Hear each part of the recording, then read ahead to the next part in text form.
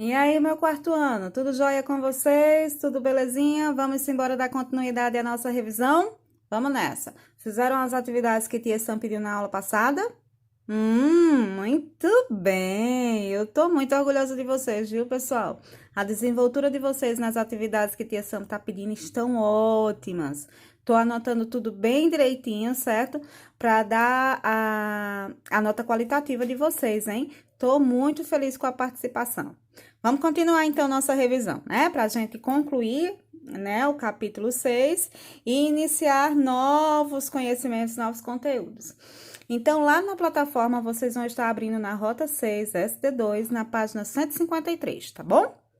E aí, nessa página, tem essa questãozinha pra gente aí, que diz assim, ó, observe a imagem e escolha a alternativa que traz informações corretas sobre a imagem, certo? Então, nós estamos vendo aí que essa imagem se passa no deserto, né? Tem uma pessoa aí andando pelo deserto e carregando, puxando, né, por uma corda um animal, um camelo. Vamos ver qual dessas alternativas tem a ver com essa imagem. Não foram fundadas cidades no Império e reinos africanos. Nós estamos vendo cidades presentes aqui nessa imagem? Não, né, pessoal? Então, essa daqui tá fora. A próxima. No Império de Mali, o governante era chamado de massa. Será que esse aqui era um massa? Será que nós estamos vendo aqui um governante puxando um camelo no meio do deserto? Sei não, hein? Está meio furado. Pro próximo. No reino de Gana, havia a prática do comércio e da agricultura. Vocês estão vendo aqui uma plantação agrícola? Vocês estão vendo aqui esse rapaz comercializar com alguém? Será que ele está comercializando com camelo, hein? Sei não, hein? Acho que não. E os tuaregs são povos nômades que vivem no deserto do Saara? Só pelo final dessa alternativa aqui, né, falando deserto do Saara, a gente já mata essa questão. Justamente, nós estamos vendo o deserto aqui. Outra coisa que nos faz chegar à conclusão de que essa é a alternativa correta é quando ele fala que os tuaregs são povos nômades. Nós vemos aqui um homem puxando o camelo, né, caminhando pelo deserto, né? Então, provavelmente ele está falando de um nômade tuareg. Nômades são aquelas pessoas que costumam se deslocar de um lugar para o outro sem manter a moradia fixa. Vamos ver se essa questão é a correta? Exatamente. A última alternativa é a que se refere ao que está sendo ilustrado na imagem. Muito bem. Na página 154, nós vamos falar sobre mais reinos africanos. E o reino africano que nós vamos revisar agora é o reino de Songhai, certo? O Império de Songhai. E vários reinos e impérios marcaram a história do continente africano, como diz aqui nessa página, né? E o Império de Songhai foi um deles. Ele foi, gente, dominado, né? Ele era, vamos dizer, governado, né? Songhai era governado pelo líder chamado Sun Ali, certo? E ele dominava diversos territórios, inclusive o Império de Mali. Apesar de seguir a religião islâmica, respeitava as religiões tradicionais dos povos dominados. O Império de Songhai manteve o comércio, que era a principal fonte de riqueza, a agricultura e o pastoreio, certo? Então, nós vimos aí que o que mantinha esse império em pé era o comércio, certo? Porém, esse comércio chamava muita atenção de outros povos, tá? E ele virou disputa, aquele local, o local aí de Songhai, virou disputa, né? Para ver quem era que tinha o direito de ficar nesse local e aí conseguir comercializar mais e ter mais lucros com isso. E houve vários ataques de povos que queriam conquistar essas rotas comerciais. E esse império, o Império de Songhai, terminou desaparecendo lá no século XVI, certo? Então, aqui vocês estão vendo uma imagem de uma mesquita, é a mesquita de Sankore, em Tombuctu. Eita, danos, quase não sai. Pois é, isso é uma mesquita, gente. E uma mesquita é uma das principais, um dos principais locais usados pelos muçulmanos para praticar seus rituais. É como se fosse uma igreja, tá bom? Então, isso aqui era uma mesquita, né? Que os muçulmanos usavam lá no Império Sangai, né, nas principais cidades do Império Sangai, para realizar os seus rituais muçulmanos. Tá bom, pessoal? E o que é que tem que chamar a atenção da gente aqui? Justamente porque Sangai ficava no entroncamento das rotas de comércio, certo? Ali onde se passava mais nômade, se passava mais tuareg, se passava mais pessoas para as outras localidades da África, era justamente onde o Império de Songhai estava. Então, essa rota era muito disputada, tá, pessoal? A próxima página traz o seguinte, ó, vocês vão ver que a gente tem a imagem aí do planeta Terra. E diz assim, ó, no caderno responda. Qual é a relação entre as rotas comerciais do deserto do Saara e o comércio praticado em Songhai? Nós vimos aí que Songhai ficava localizado mesmo no entroncamento das principais rotas de comércio, né? Então, qual era a relação dessas rotas com o comércio praticado por Songhai? Era justamente por ficar nesse entroncamento, ela era muito, vamos dizer assim, querida pelas outras pessoas, né? Pelas outras comunidades. Assim como Gana e Mali, Songhai localizava-se no encontro de várias rotas comerciais do Saara, favorecendo o comércio com os povos nômades do deserto, como Tia Sã já havia falado para vocês, né? Então, na página seguinte, diz aí, ó. Leia o texto e observe a imagem sobre o reino do Congo. Então, olha aí, nós temos uma imagem, né, de 9 antigos reis de Boma, no antigo reino do Congo. Então, isso aqui, gente, são reis. Nem sempre os reis usam coroas, tá? Mas usam cedros, ó. Observa que eles estão, né, com cedros na mão. Essa foto foi de 1898, tá? E diz assim: os bantus, povos com uma língua comum, dominavam a mineração e a metalúrgica de ferro, produzindo lanças e lâminas de enxada. Cultivavam banana, inhame, sorgo, além de criar cabras e bois. Quando se fixaram próximo ao rio Congo, construíram o reino de Congo, dominando as cidades vizinhas sob o comando do Manicongo, que era o senhor do Congo. No século XV, o Congo passou a negociar escravizados com Portugal em troca de armas de fogo, fumo e cavalos. Após várias revoltas dos povos dominados, o reino chegou ao fim e a região foi dominada pelos portugueses. Então, aqui, ó, nesse século aqui, nessa região aqui e por essas pessoas foi onde se iniciou, né, a prática da barganha de escravos, ou seja, da venda de escravos por outros tipos de materiais, certo? O pessoal do Congo, os reis do Congo, negociavam os mais humildes para que eles fossem levados pelos portugueses para se tornarem escravos, né? E em troca disso, o que era que eles ganhavam? Trocavam por materiais. E que materiais era esse? Fumo, cavalo, armas, certo, pessoal? Coisas que eles não tinham tanto acesso na região deles e que Portugal podia favorecê-los, né? A próxima página diz o seguinte, ó. Em uma folha de papel sulfite, crie uma estampa com formatos e cores inspiradas na tapeçaria Cuba. Olha que coisa linda, gente, essa tapeçaria, né? E a escolha das cores, então, ficou muito bonito. Não, vocês não precisavam fazer isso, né, numa folha de sulfite. No caderno de vocês também dá muito certo, tá? E a tapeçaria do povo Cuba, o reino Cuba, existiu entre os séculos 17 e 19 na região da atual República Democrática do Congo. Os Cuba vieram do interior do continente e desenvolveram tecidos com uma estampa única, tá, gente? Olha aí que massa. Muito bonito, né? E eu gostei. Gostei das cores também. Um vestidinho, fica legal. Volta, Tia Sam, sai da viagem, volta para aula. Pousando, aterrissando, simbora, questão 7. Qual era a importância das rotas comerciais do deserto do Saara para os reinos do Império Africano? Vamos lá. A importância era que os produtos comprados e vendidos enriqueciam os reinos e impérios? A importância era que as rotas comerciais facilitavam o acesso à água? Ou com o comércio, os reinos e impérios se enfraqueceram e foram dominados pelos portugueses? As rotas comerciais permitiram a criação de um único reino em toda a região do Saara. E aí, gente, qual é a importância?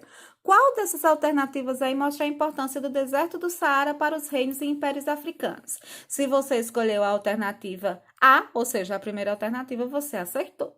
Os produtos comprados e vendidos enriqueciam os reinos e os impérios, e era por isso que as rotas comerciais eram tão disputadas, tá? Próxima questão, página 160.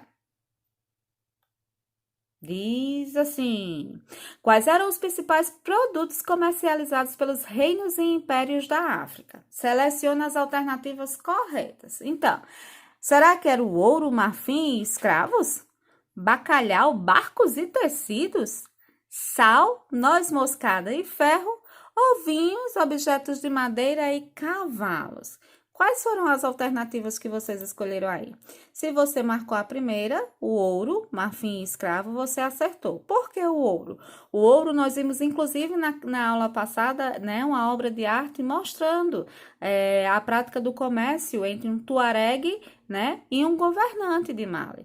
E o que era que eles tinham na mão? Uma pepita de ouro, né? Os escravos, nós acabamos de falar sobre isso na questão anterior, né? E sal, noz de cola, tia Sam leu noz moscada, hein, gente? Desculpa aí. Noz de cola e o ferro, por eles terem a prática, né, de fazerem os instrumentos de ferro.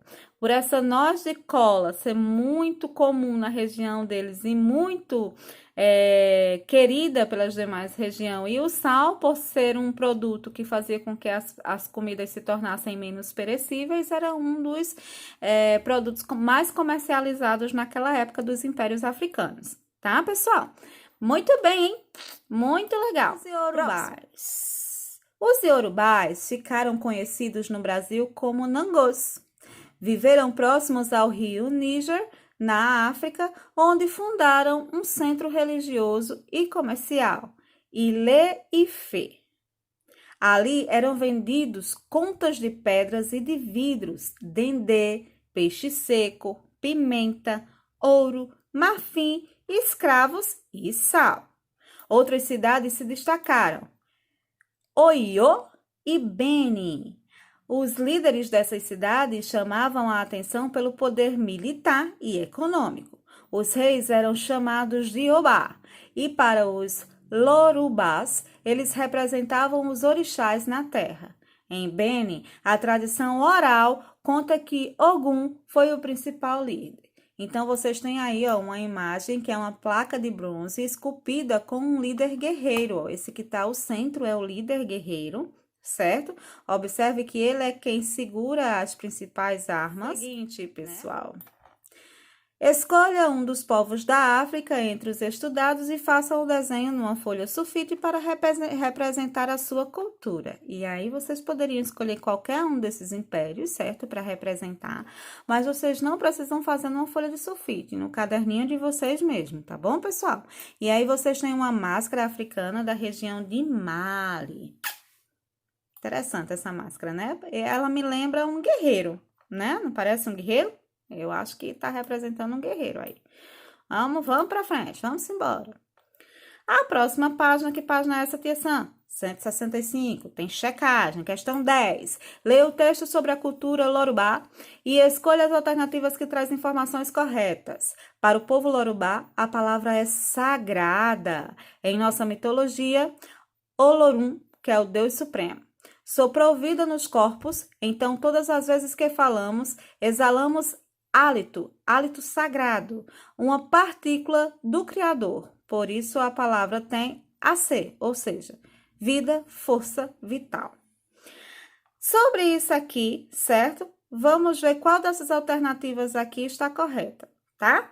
A palavra representa o modo como o Deus Supremo castigava a humanidade, é isso que ele falava aqui, era castigava a humanidade a partir da palavra? Não, ele diz aqui que a palavra era sagrada, não é isso? O Deus Supremo tornou a palavra algo proibido para os homens? Acho que não, hein? Senão eles não poderiam falar, né? Ter vida, força vital ao expor o seu hálito ao falar, né? Na cultura iorubá, a palavra representa o sagrado e a criação. Eu acho que essa é a correta. E as palavras, quando faladas, representam a riqueza que o comércio trazia? Será, hein? Vamos ver. Não, né, gente? A correta é a que Tia Sam tinha marcado mesmo, certo? Então, sobre esse texto aí, a resposta correta é a terceira alternativa. Na página seguinte, a plataforma traz para a gente mais uma questão que diz assim, ó, leia o texto, depois escolha a alternativa que responde corretamente a pergunta. Qual é a pergunta, Tia Sam? Entre quem é escolhido o chefe nas aldeias africanas? Será que é entre os guerreiros, as mulheres mais novas, entre os mais velhos e os mais sábios, ou entre os comerciantes e agricultores? Nem precisava a gente ler isso aqui para responder, né? Mas vamos lá, vamos ler. A vida na aldeia. A família é o núcleo de organização mais importante da comunidade. Acima da autoridade dos líderes familiares está o conselho de anciãos. Anciãos são as pessoas mais velhas, tá? Compostos pelos chefes de famílias mais importantes. E quem governa acima de todos é o chefe da aldeia, escolhido entre os mais velhos e os mais sábios.